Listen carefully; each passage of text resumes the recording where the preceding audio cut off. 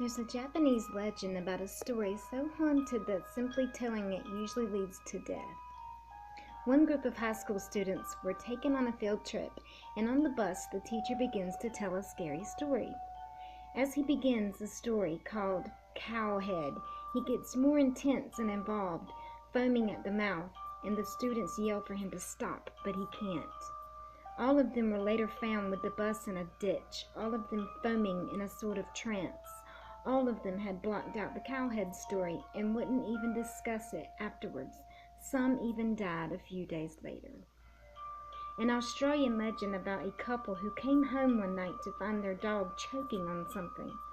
Naturally, the man panics while the woman runs the dog to the vet. She returns home to find her husband when the phone rings. She picks it up to hear the vet hysterically saying that they need to get out of the house. The dog was choking on a human finger, and the man may still be in the house. A Japanese creature that likes to frighten humans, it will appear in your life as an ordinary human being, usually impersonating someone close to you. As you let your guard down around the creature, it quickly drops its facade, causing its face to disappear, leaving a blank, smooth sheet of skin where it used to be. This creature was originally inspired for the monster we now know as the Slender Man. A 1999 Hong Kong abduction of the 23-year-old woman by 3 men held captive for a month and tortured relentlessly every day. In the end, she died, and her head was sewn into a doll, which became a press icon for the case. A girlfriend of one of the culprits complained to police that the ghost of the murdered woman visited her frequently, and upon checking CCTV, the police noticed ghostly female forms wandering the streets. The criminals were given life sentences. There was a couple that had been together for 20 years. They were so close they could almost read each other's thoughts. One day, the wife was told she had a rare terminal illness, and she would die within the next 3 months. Even after the doctor announced her death, the husband insisted that she was not dead. He had to literally be pried away from his wife's body so they could prepare her for burial. Back in those days, they had simple backyard burial plots without the body going through any preservations or embalming. The body was simply committed to the coffin and buried.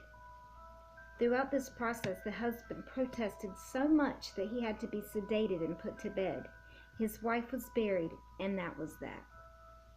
That night, he woke to a horrific vision of his wife hysterically trying to scratch her way out of the coffin.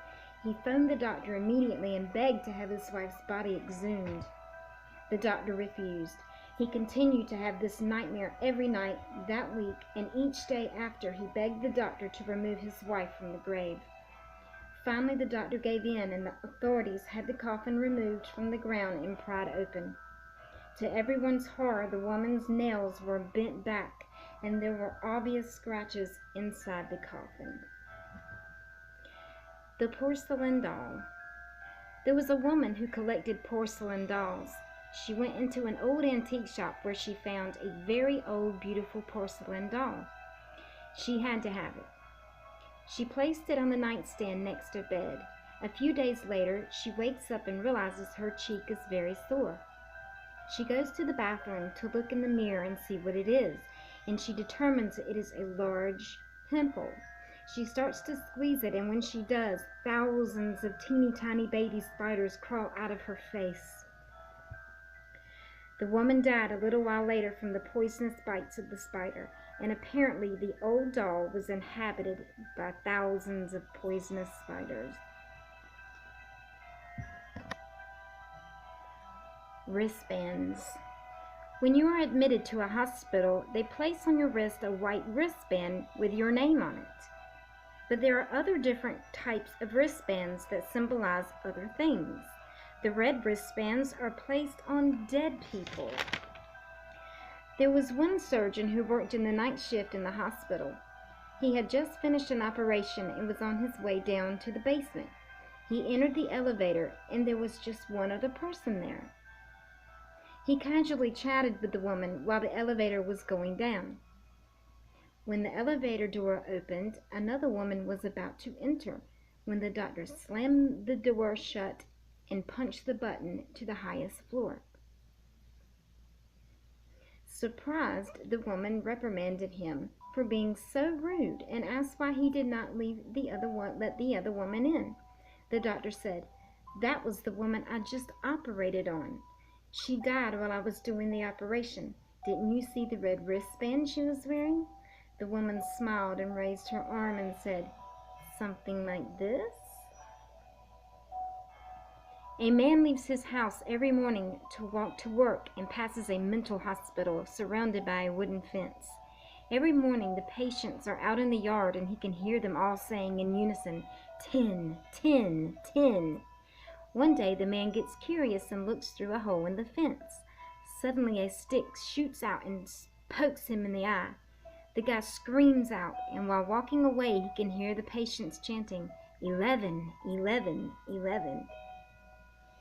One night I was taking care of a dying male patient. He was scared, and I spent quite some time taking care of him, trying to calm him and reassure him. Eventually he calmed down, so I left him and went back to the nurse's station, which was about 15 feet away from the patient. As I sat down, I glanced over to him, and there was a black shape standing over his bed, looking down at him. I was terrified, and I knew that it was something evil. Me and another nurse went to check on him, and he was dead. One night a few years ago, I was bored and decided to explore the woods at the back of my house. It was very dark, and I wasn't watching where I was going. Suddenly I tripped and fell on the ground, and when I got up, I looked around, but I couldn't see what I'd tripped over. I turned to go home, and just then from behind me I heard a voice whisper, "You better not leave." It sounded angry. It chilled me to the bone, so I ran out as fast as I could. I turned back to look and saw a man. He looked very odd. So I was so scared that I ran to the neighbor's house because my parents weren't home. I told the neighbors what happened, and they called the police. When the police arrived, they found the man hiding in the woods. They took him down to the police station where I had to identify him. Come to find out, the man had murdered 3 women in 3 weeks' time. I could have been next. One morning, Sally and her parents went to a yard sale. Sally's parents gave her $3 and told her she could buy whatever she wanted. She walked around and found nothing she liked until she saw a doll. She loved dolls and had to have it. She picked it up and looked at the doll for a price tag. She looked all over the pretty doll with blonde hair and a red dress, but there was still no tag. "Excuse me, sir, how much for the doll?" The man looked at her with disgust and said, "It's free. You can have her. Just get it out of my face." "Well, thanks," she said, and shortly Sally and her parents went home. In the car on the way home, Sally decided to inspect the doll and noticed a string in the back.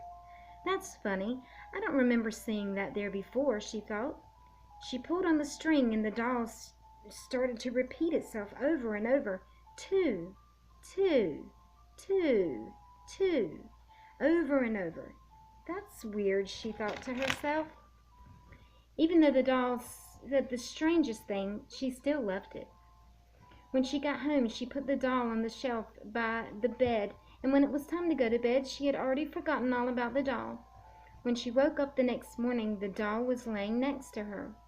"I didn't put it there," she thought. The same thing happened 3 days in a row. One afternoon, Sally hadn't woke up yet, and her parents thought it was strange. They walked up the stairs and saw a little red fluid seeping out from under the door. Sally's mom tried to open the door, but it was locked. "Sally! Sally!" she screamed, banging on the door. Just as the door flew open to reveal Sally laying on the floor in a pool of her own blood, with her doll laying on top of her. The mother walked over to her daughter and collapsed to the floor. The doll rolled off of Sally's body and landed right next to the mother's ear. All of a sudden, the doll started saying, 3, 3, 3, over and over.